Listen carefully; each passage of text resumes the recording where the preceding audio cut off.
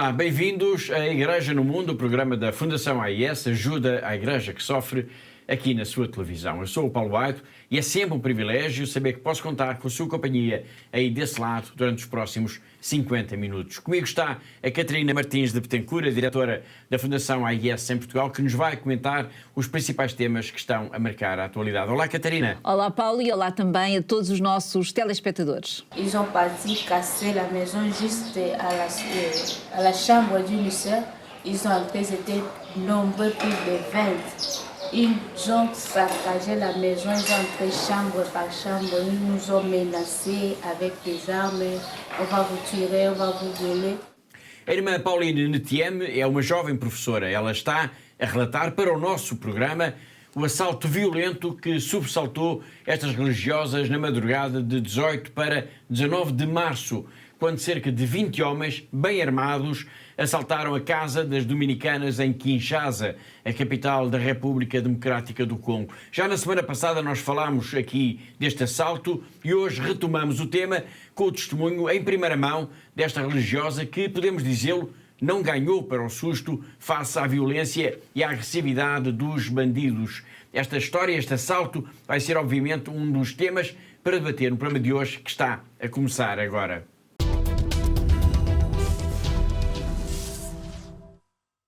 Mas vamos começar pela Nigéria, porque milhares de crianças ficaram sem aulas, sem educação, durante o Ramadão, que é o mês sagrado de jejum e de oração para os muçulmanos e que decorreu este ano entre 28 de fevereiro e 30 de março. E trazemos esta história agora para o nosso programa porque esta situação gerou, entretanto, algumas críticas, nomeadamente de responsáveis da Igreja, como o bispo de Katsina, que criticou o fecho das escolas e diz que, a partir de agora, Catarina, esta decisão tem de ser revista. É isso mesmo, Paulo. Portanto, Dom Mama Musa, que é o bispo então de Katsina, na Nigéria, criticou esta decisão do governo de encerrar então as escolas durante o Ramadão. E, portanto, isto aconteceu tanto em estabelecimentos de ensino privado como do ensino público e, portanto, impedindo assim a educação, o acesso à educação de centenas de milhares de crianças, Paulo. E o bispo diz ainda que esta decisão agora tem de ser, de facto, revista, tanto mais que a suspensão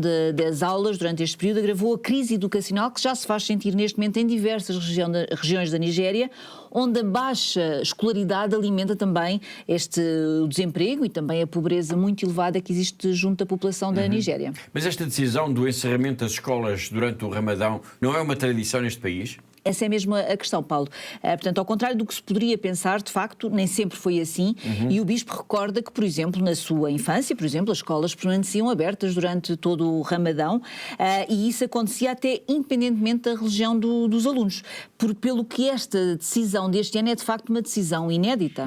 Importa também aqui dizer que trazemos esta questão porque não só o bispo protestou pelo encerramento das escolas da Nigéria durante o Ramadão, também a própria Conferência Episcopal o fez. Sim, Paulo, de facto a própria Conferência Episcopal dos Bispos da Nigéria, dos Bispos Católicos da Nigéria, portanto, falou sobre isto e deu a sua opinião acerca deste assunto e diz que, de facto, aconteceu uma violação ao direito à educação que está, como sabemos, garantido pela própria Declaração Universal dos Direitos Humanos. E esta nota é importante, Paulo, até porque, segundo os últimos dados da ONU, Paulo, a Nigéria lidera neste momento o ranking mundial das crianças que estão, de alguma forma, fora do sistema de ensino. E são muitas crianças que estão fora do sistema de ensino? São muitas, Paulo, são mesmo muitas, porque os dados da ONU apontam que neste momento há um número significativo de mais de 10 milhões de crianças e jovens na Nigéria que não têm acesso à educação. Bom, isto é de facto um número impressionante. Como se calcula, o encerramento prolongado das escolas durante um mês por causa do Ramadão veio agravar ainda mais esta situação. A denúncia do bispo de Katsina, que estivemos agora a comentar, leva-nos a olhar também para o trabalho extraordinário que a Igreja tem vindo a desenvolver na área da educação e em tantos e tantos outros setores sensíveis da sociedade nigeriana. Talvez por isso, por ser um trabalho notável, haverá também muitas pessoas, organizações, grupos que procuram destruir ou pelo menos manchar a reputação desse trabalho. Mas como nos vai dizer já de seguida Dom Ignácio Keigama, que é o arcebispo de Jos, apesar de tudo isso, apesar de todos os ataques, de toda a violência, apesar até do terrorismo que está tão presente na Nigéria, a verdade é que as igrejas deste país africano estão cheias de fiéis que que celebram a fé sempre com alegria. E isso vê-se e escuta-se durante as celebrações.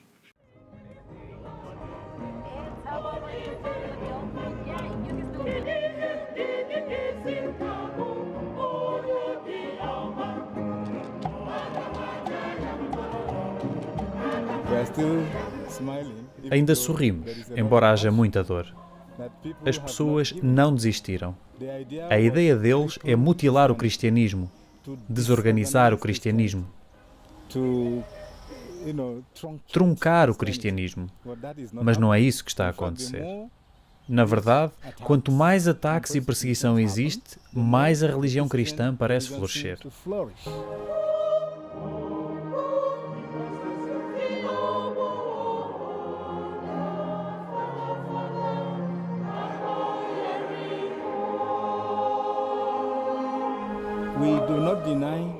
Nós não negamos que na parte nordeste da Nigéria se trate puramente de perseguição cristã. Mas isso não se aplica a toda a Nigéria. Em algumas regiões, trata-se simplesmente da tensão entre cristãos e muçulmanos.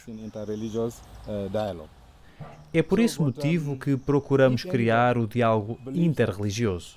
Mas se alguém acredita que vai criar confusão e atacar, matar e destruir, a fim de aniquilar o cristianismo na Nigéria, isso é apenas um sonho que nunca poderá tornar-se realidade.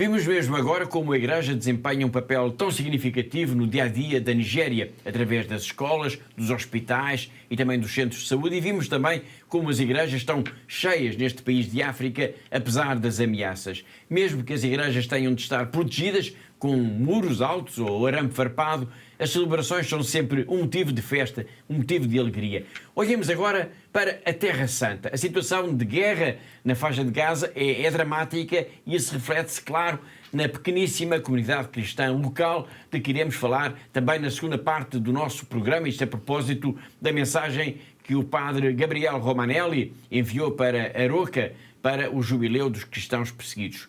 Mas como é que é a vida, como é que é a situação dos cristãos na Cisjordânia, que é o outro território palestiniano na Terra Santa? Vamos falar agora então da Cisjordânia, isto a propósito do Centro de Aconselhamento Barazan, que é a primeira instituição católica de apoio psicossocial e de saúde mental voltada exclusivamente para a comunidade cristã neste território. Uma instituição que desenvolve um trabalho essencial de apoio, Catarina, às pessoas afetadas essencialmente pelos traumas e pelas tensões que são resultado das tensões políticas e económicas que há nesta região. Exatamente, Paulo, e é precisamente isso que o Centro de Acolhimento Barazan faz e é também importante, Paulo, dizermos que este centro é uma instituição que é apoiada diretamente também pela Fundação AIS. Paulo. Exatamente. Estamos a falar então de um centro de aconselhamento, um centro de apoio para pessoas com algum tipo de trauma.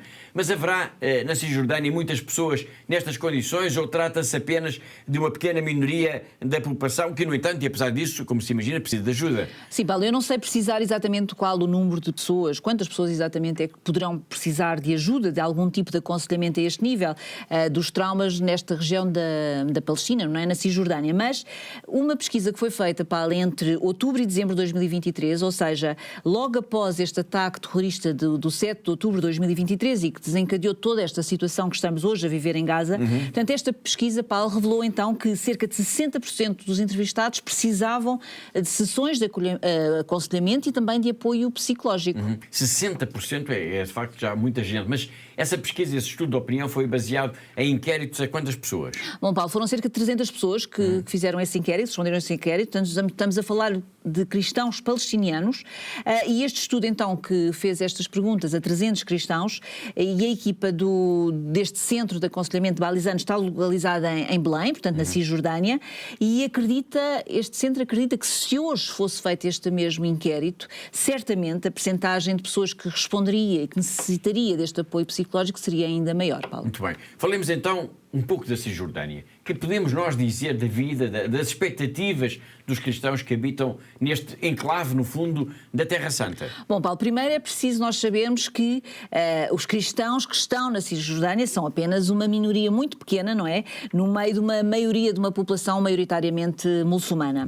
E que ao longo dos anos tem mostrado, como sabemos, também sinais de uma radicalização crescente, esta maioria muçulmana. E é neste contexto, Paulo, então, que nasceu então em julho do ano passado, este centro de acolhimento, de aconselhamento de Bailazan. Depois é preciso também dizer, Paulo, que o desemprego é muito grande, é muito elevado na Cisjordânia e que por causa da guerra, neste momento, o turismo está praticamente parado e isso significa, como é óbvio, um verdadeiro desastre para as famílias cristãs que vivem essencialmente da produção de artesanato em madeira de oliveira daquela região e também do acolhimento dos visitantes que visitam estes lugares, Paulo. Exatamente. Portanto, temos um ambiente de tensão, a radicalização também da comunidade muçulmana, a guerra ali ao lado em Gaza, o desemprego. Bom, tudo isto ajuda a perceber, de facto, que a razão por que tantas famílias e tantos jovens sonhem, por exemplo, em emigrar. Precisamente, Paulo, e são cada vez mais, de facto, os jovens que olham para as condições de vida na Cisjordânia, na sua terra natal, e que dizem que têm de facto, de fazer malas e partir à procura de uma vida melhor. E isso, como é fácil nós imaginarmos, e para quem está lá em casa, Paulo, é fácil imaginar, é trágico, não é? Porque sabemos que neste momento os cristãos são uma pequena minoria nesta região da Terra Santa, mas se este desejo de imigração prevalecer junto destes jovens da Cisjordânia, o que estamos a falar é praticamente o fim da presença da comunidade cristã numa região, Paulo, nesta Terra Santa, onde a nossa própria fé começou, não é? É verdade, é verdade. Bom, nós estamos então a falar da Cisjordânia, na Terra Santa. Estamos a falar dos desafios imensos que se colocam aos cristãos nestes lugares sagrados. Rafi Gatas é o líder da Juventude Católica da Cisjordânia. Ele tem sido incansável nos alertas para que o mundo compreenda os dramas, as dificuldades que os cristãos enfrentam nesta região. Em 2023 ele esteve em Lisboa, na Basílica dos Mártires, numa conferência que foi organizada pela Fundação AIS. Nós vamos agora escutá-lo num dos seus muitos apelos para que o mundo ajude os cristãos da Cisjordânia, para que esta não seja a última geração cristã da Terra Santa. Since we were kids, we knew that we are living in the most important land for us Christians, the Holy Land. But 2,000 years after resurrection, we are facing danger to become the last Christian generation of the Holy Land. We are less than 1% of the society because the immigration. The main reason is that we are not living in a safety area. There's a wall surrounded all over the place that separated the land, separated the families, separated Christians of the West Bank from their identity. Because many holy places are behind the wall. It's like a prison. And the worst is when sometimes we're doing our processions and religion celebration, some people will come and spit on the cross. Our church leaders, the nuns, they will come and try to destroy, to attack the churches. And the system will not go against them. So we're living sometimes under persecution. All the issues that happen affect spiritual life. So there's a great need nowadays that we need to evangelize the Christian youth of Holy Land. We do 3 times a year the prayers, summer camps, but it's not continuous. We need support so we can do more. To the benefactors of ACN, please continue your support and continue praying for us because we don't want to be the last Christian generation in the Holy Land.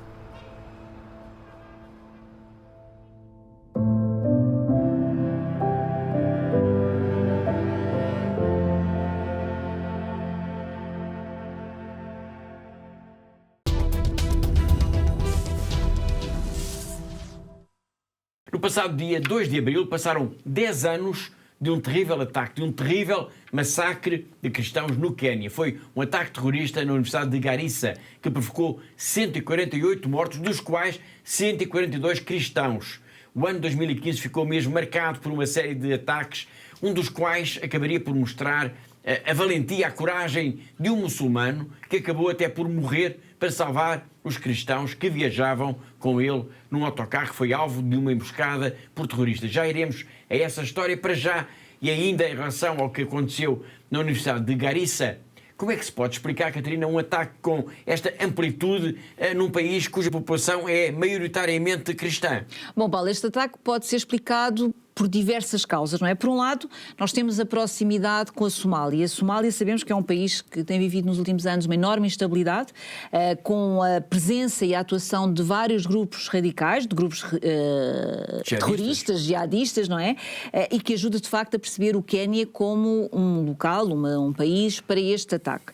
Por outro lado, Paulo, nós sabemos que de certa forma há uma estratégia destes grupos terroristas que são mais extremistas e que querem de facto fomentar as tensões religiosas entre os vários grupos que existem nos vários países. E, portanto, um ataque contra os cristãos, como o que aconteceu na Universidade de Garissa, ajuda de facto a alimentar tudo isto, como é evidente, Paulo, não é? Muito bem, obrigado, Catarina. Este ataque, este massacre, no fundo foi um massacre de cristãos no dia 2 de abril de 2015 no Quénia, mostrou também que os grupos terroristas conseguiam fazer grandes operações mesmo no meio das grandes cidades. Mas a ameaça era já então geral e ninguém estava a salvo em lugar nenhum. Na altura, isto portanto há 10 anos, começaram a ser frequentes, por exemplo, emboscadas em autocarros, em que os terroristas exigiam que os passageiros saíssem dos veículos para conseguirem identificar apenas os cristãos para os matarem de seguida a sangue frio. E foi num desses ataques que ficou célebre então a atuação de um muçulmano, Salah Farah, que impediu, pela sua coragem, que os passageiros cristãos fossem simplesmente mortos como os terroristas pretendiam. Exatamente, Paulo. Portanto, Salah Farah estava no autocarro, que foi então mandado parar por terroristas do grupo jihadista Al-Shabaab, que é um dos grupos que atua na Somália, e que faziam naquela altura muitas incursões sobre o Quénia, não é? Dentro do Quénia, contra os alvos cristãos. Portanto, os terroristas naquela altura mandaram então parar o autocarro, mandaram sair todos os passageiros do autocarro. Portanto, isto foi em dezembro de 2015, Paulo. E, portanto, disseram aos muçulmanos para se afastarem, deixando apenas os cristãos. Mas Farah, este jovem muçulmano, recusou sair do veículo e levou também outros muçulmanos a recusarem sair do veículo, portanto ficaram lá todos dentro, dizendo que os terroristas tinham como objetivo matar então os cristãos que estavam dentro. Se era esse o objetivo, então teriam que os matar a todos os passageiros que estavam no autocarro. E com essa decisão, com essa tomada de posição, ele conseguiu impedir que os terroristas cumprissem o seu objetivo. Exatamente, ele conseguiu de facto que os terroristas fossem embora, mas antes de irem embora, portanto, fizeram alguns disparos que acabaram por atingir algumas das pessoas que estavam no autocarro, alguns passageiros, entre os quais o próprio Salah, que acabou por ser levado para o hospital e, infelizmente, acabou por não resistir, acabou por falecer, porque não resistiu aos ferimentos causados por estas balas perdidas. Obrigado, Catarina. Esta é, de facto, uma história incrível de coragem de um muçulmano que acabou por morrer para salvar a vida de uns cristãos que viajavam com ele, provavelmente não os conhecia mesmo lado nenhum, num autocarro em dezembro de 2015, algures no Quénia. E é o testemunho, precisamente agora, de alguns desses cristãos, de algumas dessas pessoas que conheceram então Salah Farah, que vamos agora escutar numa reportagem da Fundação AIS. All you can do is applaud, because think about it. If you had a gun to your head to save someone who was even your neighbor, would you do it? What would it take for a person to be able to do that?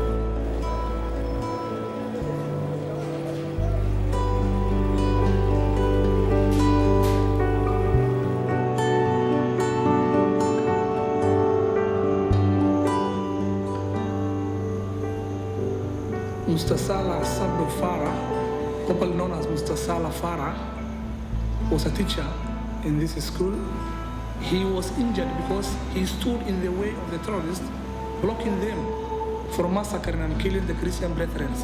I was told he stood in the way, and that's why the terrorists sprayed the bullet and he was hit on the back.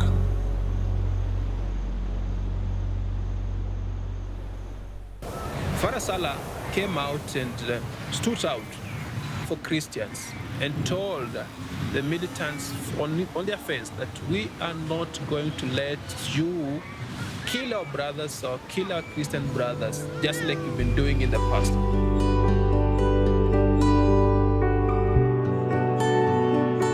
It is something that happens. It's a spontaneous reaction. Yeah, just a feeling that maybe starts with one person and then you influence the rest of you. And it actually started with one person. This is now the teacher I'm talking about. He rallied the rest, around him. Silikuwa nakaa sibla mbasema hii yuma yangu. Hiyo wewe umeona gari yangu sio vile yuko marisasi hivi. Vile imefanya ukio yangu, vile imefanya malango yangu. Hiyo mwalimu ilikuwa nakaa yuma yangu. Ile kiti ambayo ilikuwa ananifuata.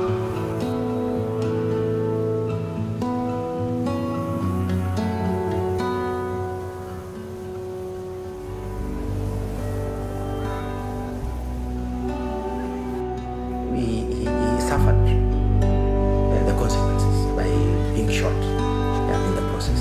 But he didn't die immediately. He went for treatment, but he later on died. So he was a teacher. I feel his pictures, his wonderful pictures, his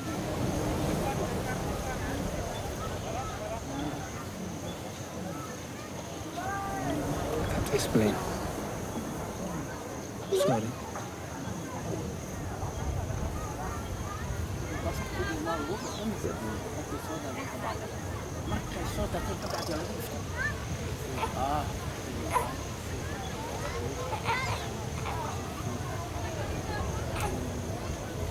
We believe there's an adage that goes in Swahili that chema hakidumu.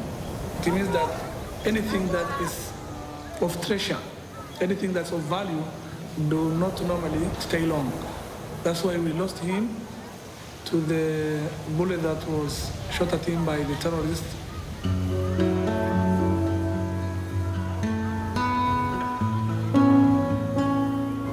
That's exemplary. I mean, in any part of the world, that one person, at the very risk of their own life, would stand up to defend another person who they don't know. That's a story for the ages in any country, But it took certain really terrible things happening in this country for that moment to become the moment that it was.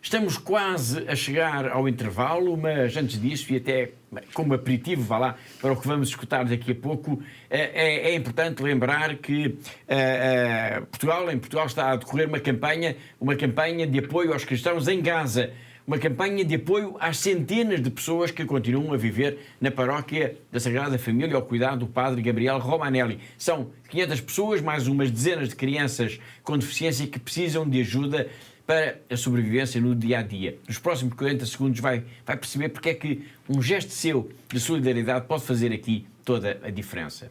No meio da destruição, morte e sofrimento em Gaza, a paróquia da Sagrada Família é o único lugar de esperança. Mais de 500 famílias estão ali abrigadas, tal como dezenas de crianças com deficiência. A situação é terrível e o padre Gabriel Romanelli, pároco de Gaza, pede a ajuda da Fundação AIS. Está nas nossas mãos a vida de todas estas pessoas. Por favor, ajude-nos a ajudar. Ligue-nos para o 217-544-000 ou visite-nos em fundacau-ais.pt.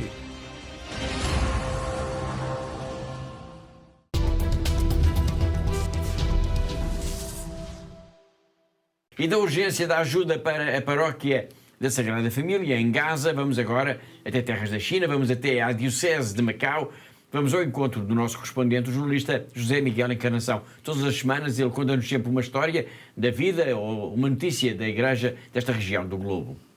O bispo de Macau, Dom Stephen Lee, presidiu uma missa no passado dia 2 de março de preparação para o jubileu dos sacerdotes.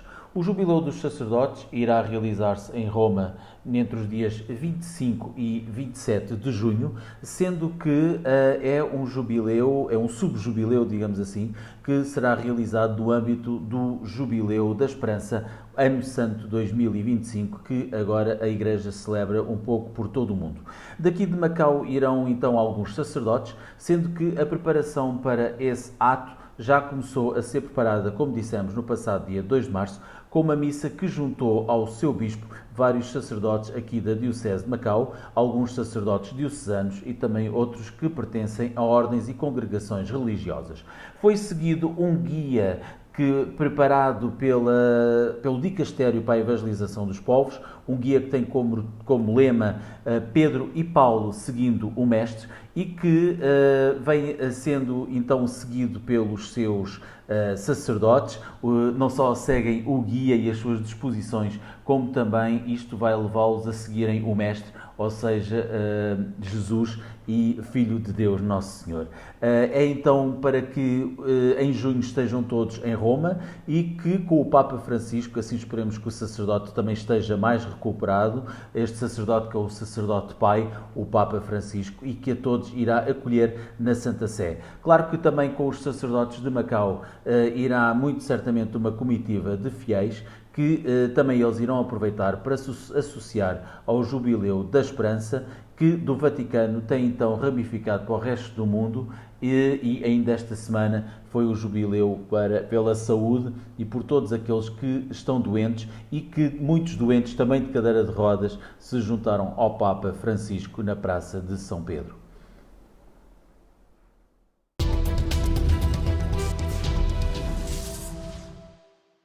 Foi José Miguel Encarnação, o nosso correspondente em Macau, na China, e assim chegamos ao fim da primeira parte do nosso programa.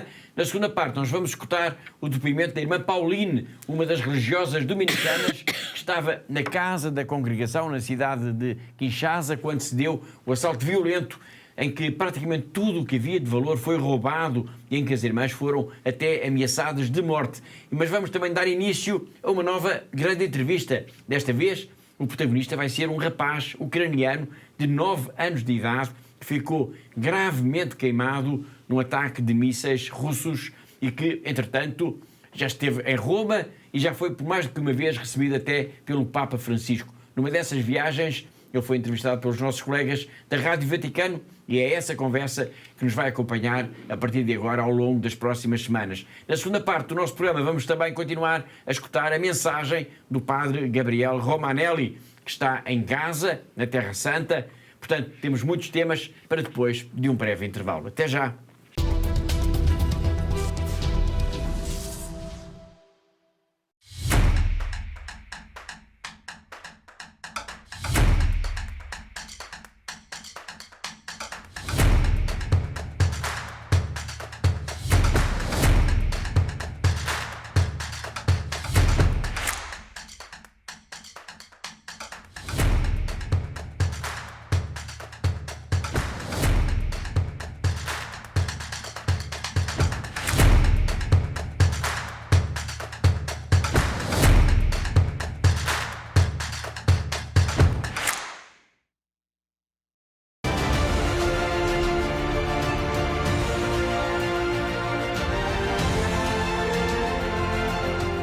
Nous leur disons merci pour ce qu'ils font déjà et nous pensons qu'ils vont continuer à nous soutenir, à soutenir nos séminaires pour la plus grande gloire de Dieu.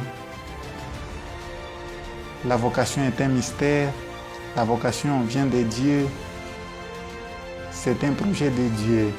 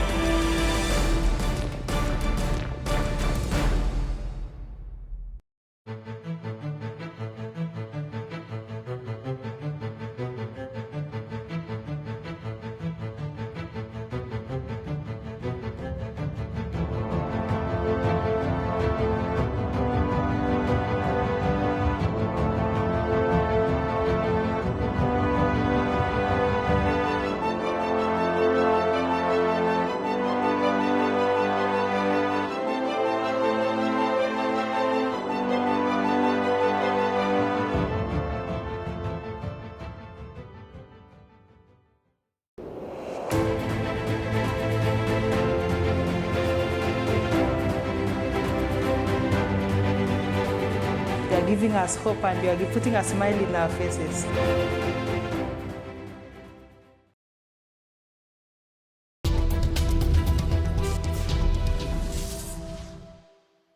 No início do programa nós escutámos uma religiosa a descrever o ataque, o assalto que as irmãs dominicanas sofreram, isto na madrugada de 18 para 19 de março em Kinshasa, na capital da República Democrática do Congo. Nós já vamos falar disso, antes apenas uma nota para dizer que o Parlamento Europeu aprovou uma resolução a condenar os ataques contra os cristãos precisamente neste país de África. Uma posição que merece destaque aqui no nosso programa porque é uma posição clara e ao mais alto nível político na Europa em defesa, Catarina, dos cristãos. É verdade, Paulo. De facto, o Parlamento Europeu aprovou há aproximadamente 2 semanas, Paulo, uma resolução de condenação pelos ataques contra as comunidades cristãs cometidos pelos militantes das Forças Democráticas Aliadas, portanto, que é um grupo ligado ao Daesh, portanto, o Estado Islâmico, e outras organizações extremistas na República Democrática do Congo, e deixou ainda, Paulo, um apelo à solidariedade internacional em defesa da liberdade religiosa e da proteção das minorias em zonas de conflito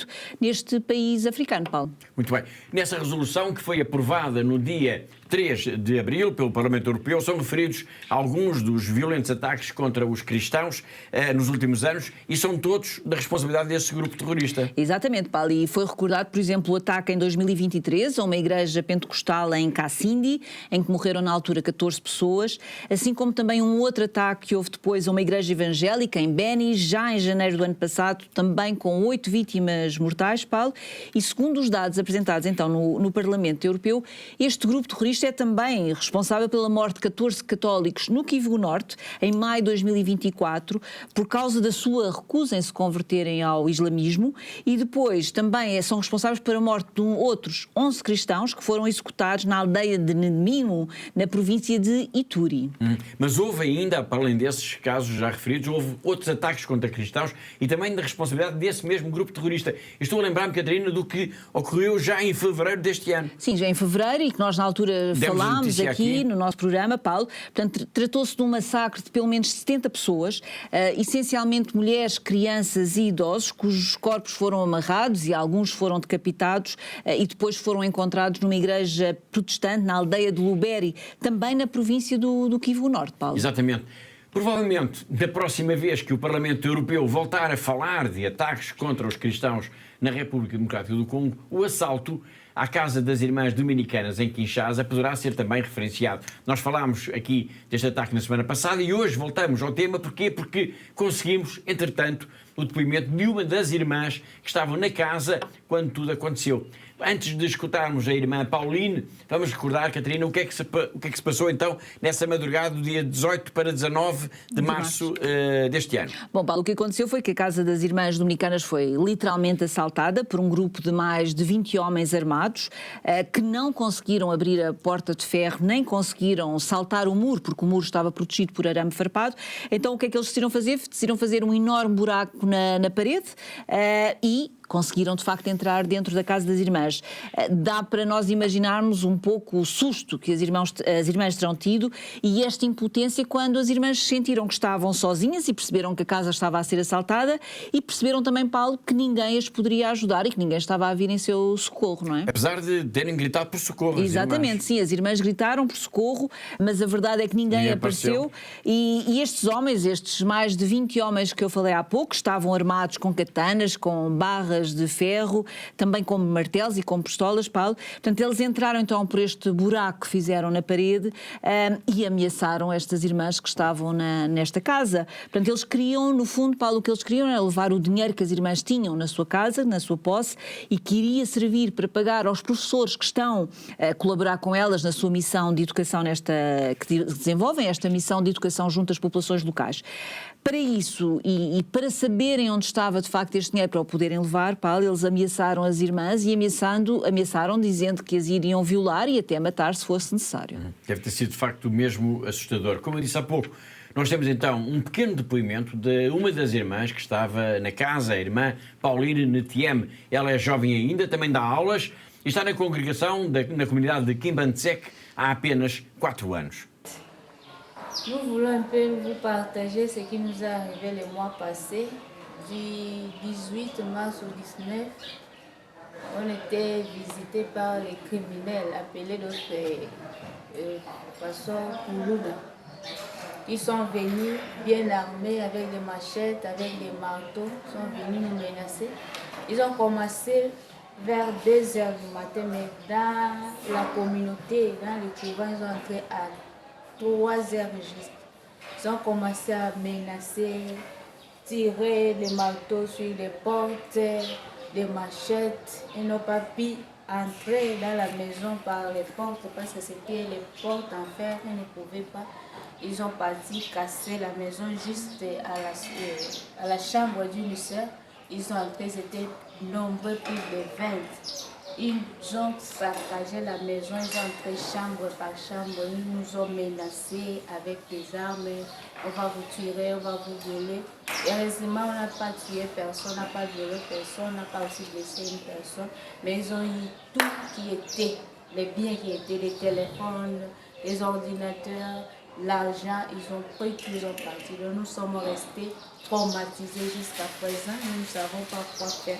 C'est pourquoi nous voulons vous partager notre tristesse jusqu'à présent. Donc nous vivons vraiment dans l'insécurité. C'était un peu ça, ce qui nous est arrivé. Merci beaucoup.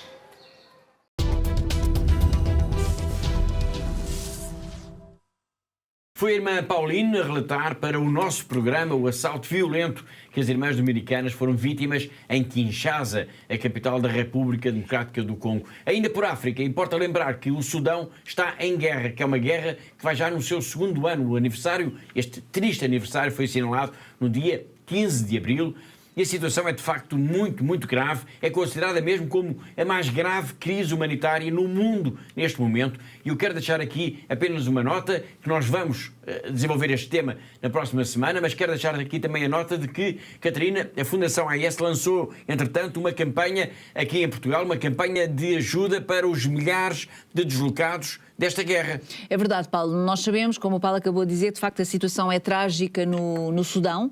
O Papa Francisco tem falado várias vezes disso e nós aqui em Portugal, Paulo, decidimos, em resposta aos apelos que nos têm chegado por parte dos padres e dos bispos, as religiosas que estão nesta zona do globo, portanto no Sudão, então decidimos avançar com uma campanha de ajuda de emergência. Foi enviada uma carta agora, recentemente, para a casa dos nossos... Por estes dias estarão a receber a carta. Sim, a casa dos nossos benfeitores, os milhares de benfeitores aqui da AIS em Portugal, e queremos com isso, Paulo, nós queremos auxiliar de facto o esforço que a Igreja tem feito no acolhimento a todos estes milhares de refugiados, de deslocados que são vítimas desta guerra no Sudão, Paulo. De facto, a situação é trágica. Calcula-se que haverá cerca de 12 milhões de deslocados no Sudão. A campanha da Fundação AES procura essencialmente ajudar estas pessoas, mas de que forma?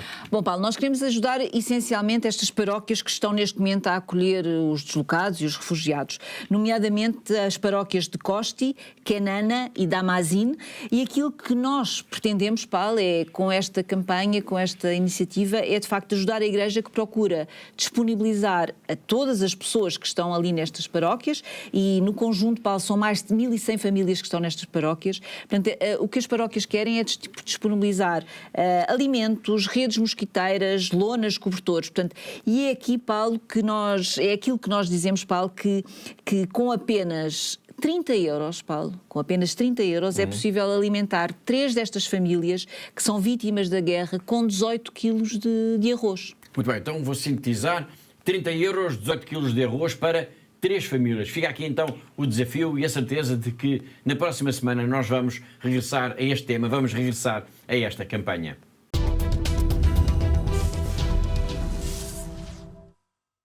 E agora vamos retomar o tema do jubileu dos cristãos perseguidos que a Fundação AES promoveu em Aroca no último fim de semana de março, e em que teve como momento de destaque a mensagem enviada pelo padre Gabriel Romanelli, que é o único sacerdote católico em Gaza, na Terra Santa. Foi uma mensagem gravada propositadamente para este evento, para o jubileu, em que o padre Romanelli nos descreveu também um pouco como era a vida da paróquia antes do dia 7 de outubro de 2023, quando começou a guerra.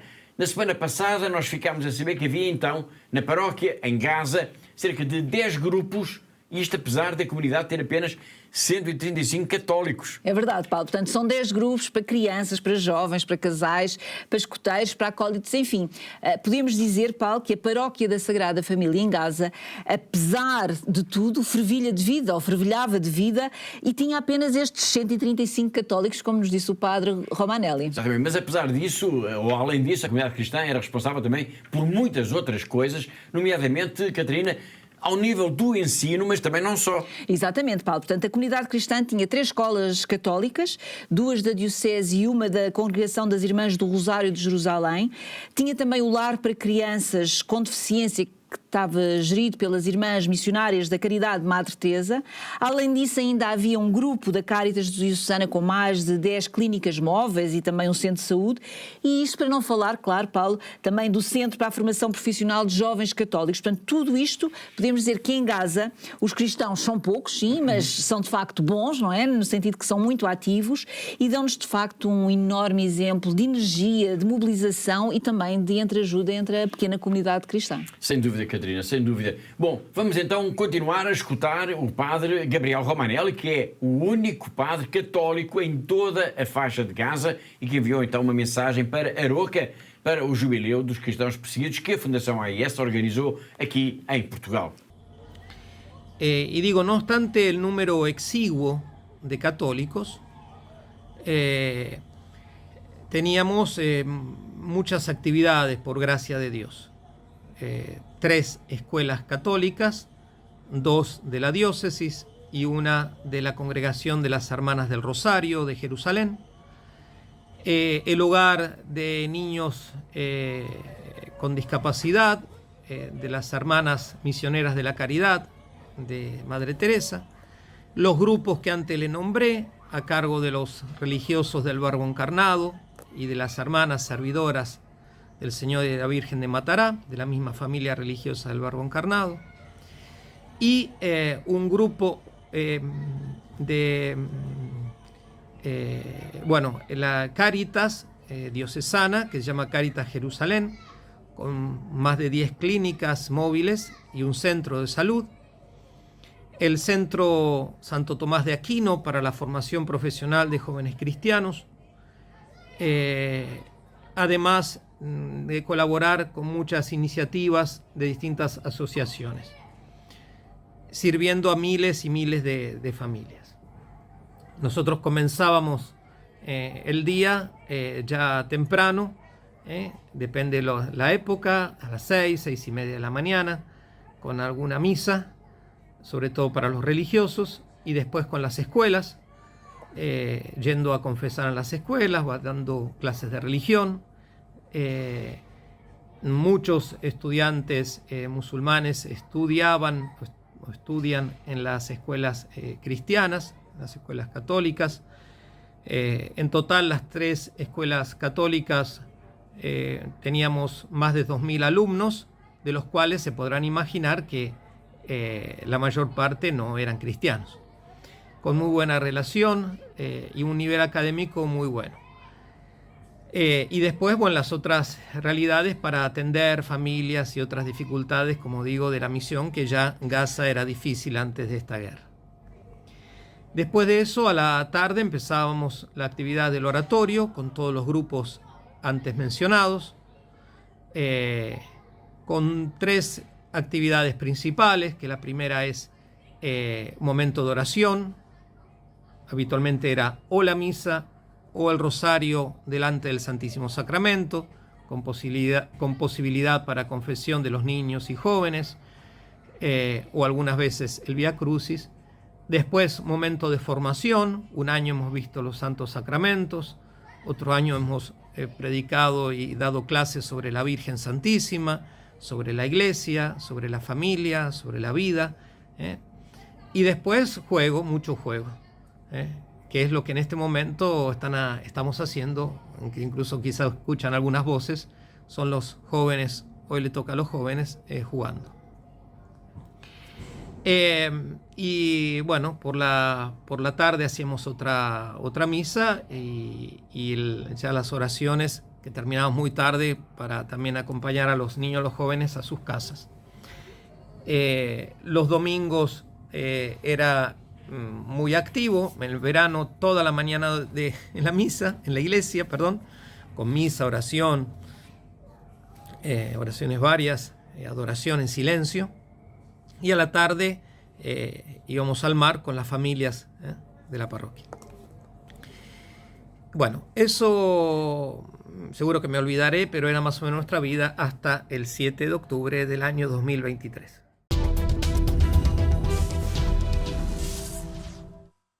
Foi o padre Gabriel Romanelli na intervenção do Jubileu dos Cristãos Perseguidos em Aroca, tema a que regressaremos ainda na próxima semana. Já na reta final do programa de hoje, chegamos então à grande entrevista em que procuramos dar voz a figuras de relevo da Igreja, desta Igreja que é tão perseguida nos dias de hoje. Nas últimas semanas, fez-nos companhia por aqui o Bispo de Maiduguri, uma diocese no norte da Nigéria que tem sido particularmente fustigada pelos ataques do grupo terrorista Boko Haram. Hoje, damos início a uma nova entrevista. É uma entrevista especial com um rapaz e o seu pai. O rapaz foi vítima de um dos muitos bombardeamentos russos às cidades da Ucrânia. Ele salvou-se, mas ficou com 45% do seu corpo com queimaduras. Este rapaz esteve já com o Papa Francisco por mais de uma vez e numa dessas visitas a Roma foi entrevistado pelos nossos colegas da Rádio Vaticano. E é essa entrevista que vamos começar a acompanhar a partir da próxima semana, porque hoje vamos apresentar o jovem Roman Oleksiv aos nossos telespectadores. Ele tem, Catarina, 9 anos. É isso mesmo, Paulo. É um jovem, uma criança, não é, de 9 anos de idade e é um dos símbolos desta tragédia da guerra da Ucrânia que representa para milhões de pessoas, de milhões de ucranianos. Portanto, como referiu, ele estava na sua terra, a cidade de Vinícius, quando então, no verão de 2022, um terrível ataque de mísseis lançado pela Rússia atingiu o edifício onde ele se encontrava, juntamente com a sua mãe. A mãe morreu, ele sobreviveu, salvou-se, mas como o Paulo disse, ficou com queimaduras profundas em cerca de 45% do seu corpo. Nesse ataque morreram também outras 30 pessoas e mais de 200 ficaram feridas. Roman, como já dissemos, ficou num estado muito, muito grave e teve, entretanto, de ser submetido a imensas operações cirúrgicas. Sim, foram mais de 30 cirurgias que ele foi sujeito, incluindo também um transplante de pele.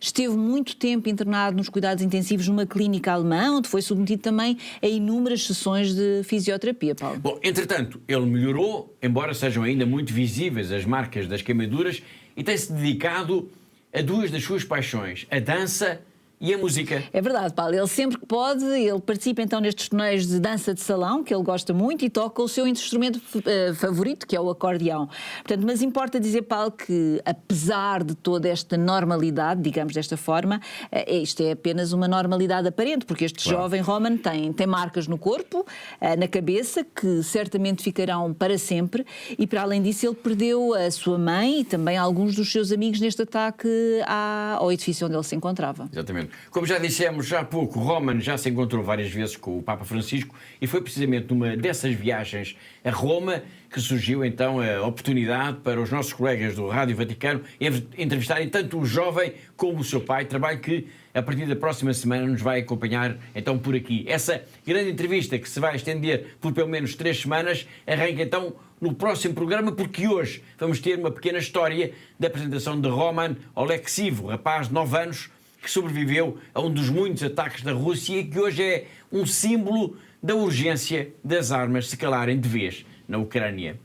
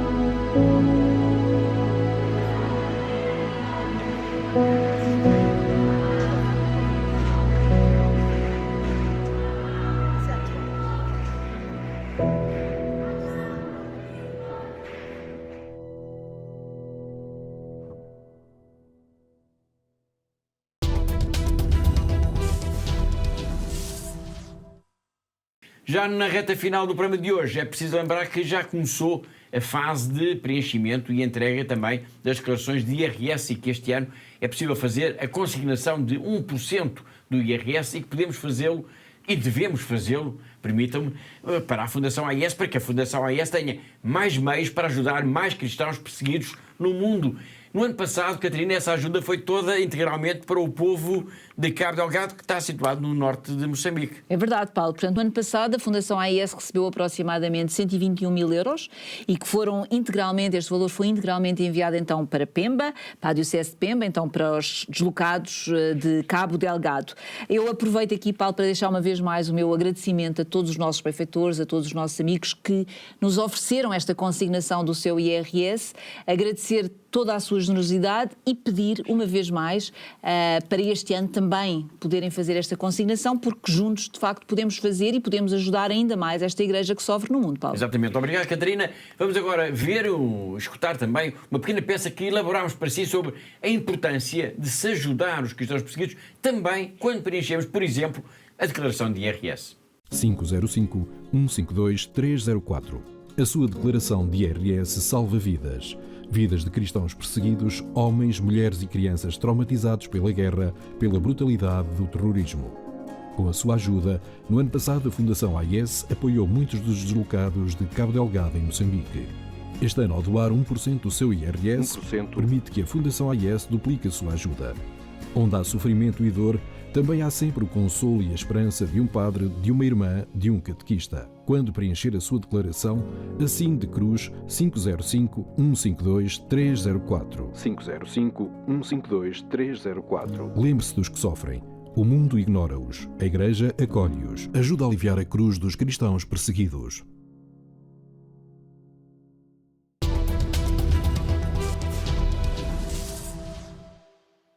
E assim, mobilizados para ajudar os cristãos perseguidos através da consignação, agora, a partir deste ano, de 1% do nosso IRS, chegamos praticamente ao fim do programa de hoje. Apenas uma nota, e esta é muito importante, para recordar que estamos quase a chegar ao mês de maio e que, em maio, a Fundação AIS lança sempre um convite especial aos seus benfeitores e amigos, que é o mesmo que dizer a todos os nossos telespectadores. E qual é o convite?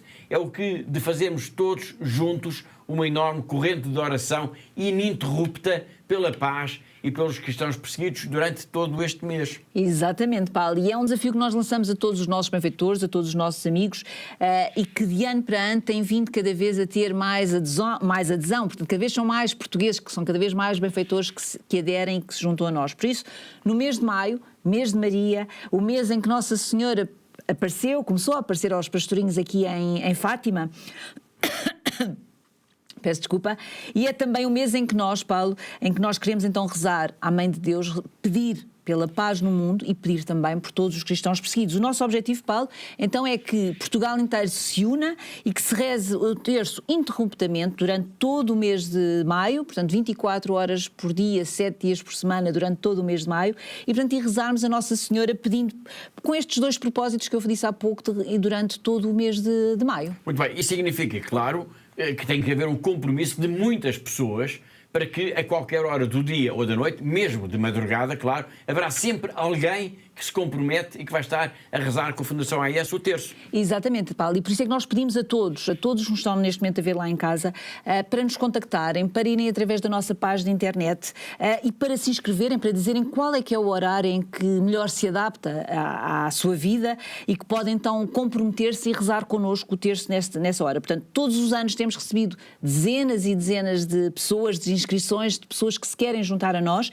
e precisamos, claro, cada vez ser mais, porque é preciso preciso juntos estarmos unidos e rezarmos para estas duas intenções que são tão importantes, Paulo, e ao mesmo tempo são também tão caras para a Fundação AIS, que é rezarmos pela paz no mundo e rezarmos também pelos cristãos perseguidos. E, Paulo, como nós já dissemos aqui, a Fundação AIS celebra este ano 30 anos, não é? 2025 são 30 anos de presença aqui em Portugal e queremos então que este momento de oração seja também um momento para nós agradecermos a Nossa Senhora pela nossa missão, pelo nosso trabalho todos os dias a favor dos cristãos perseguidos e também a favor, claro, da Igreja que sofre no mundo, Paulo. Exatamente. Muito bem. Fica aqui o desafio.